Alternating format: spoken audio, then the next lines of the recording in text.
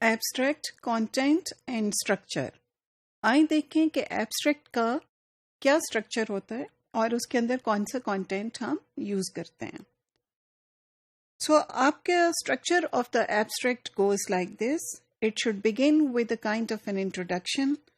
It should give then the purpose of the research, then move on to give to the methods, then the results या जिसको product भी कहते हैं, and the conclusion. ये उसमें पूरे स्ट्रक्चर में मौजूद होने चाहिए। अब इंट्रोडक्शन में क्या आता है? इंट्रोडक्शन के अंदर आप देते हैं significance of the research. So your opening sentence can talk about the significance of the issue that you have taken up to research.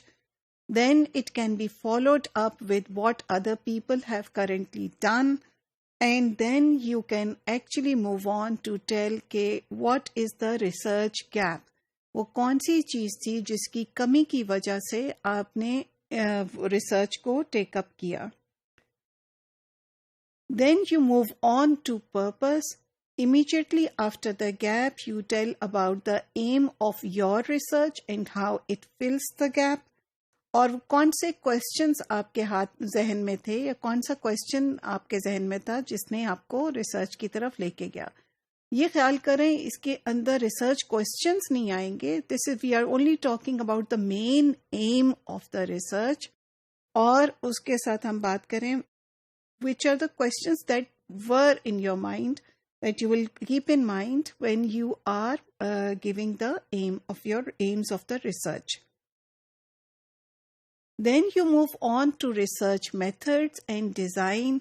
You will talk about the design of the research. Design आपकी और या methodology आपके method से बड़ी होती है.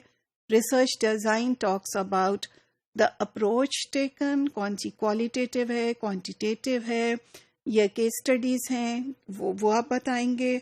फिर आप उसके key aspects of those approach methods बताएंगे.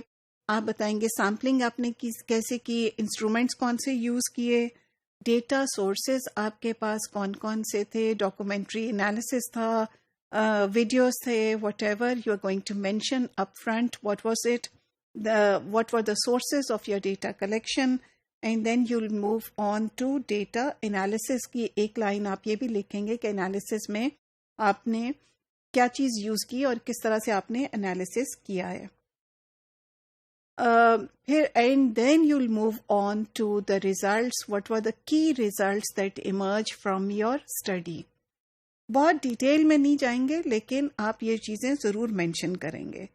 और उसके एब्स्ट्रैक्ट के आखिर में, that is in the conclusion of the abstract, you are going to mention the significance of your research.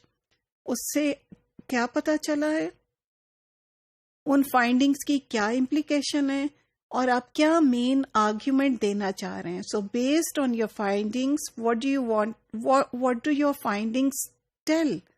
पहले आपने बताया फाइंडिंग्स हैं क्या, अब आप बता रहे हो उन फाइंडिंग्स की क्या सिग्निफिकेंस है in terms of the issue that you are were exploring. So keep in mind the structure of the abstract as we discussed and the content that can come in when you write your abstract.